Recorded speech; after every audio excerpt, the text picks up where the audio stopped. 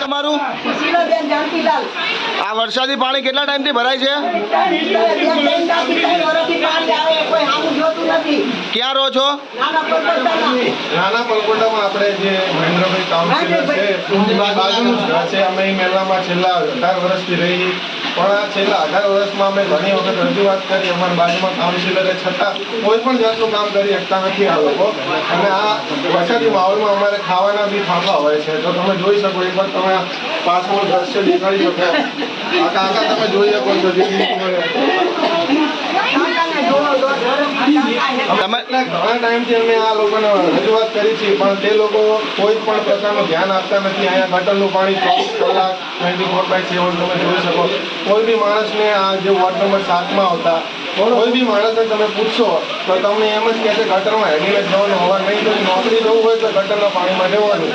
અને આ વરસાદના પાણીમાં તો અમારે ખાવાના ફાંફા હોય, 2 દિવસ તમે ભૂખ્યા રહી. આ તમે જોઈ શકો પાણી કેટલું ભરાનું હોય.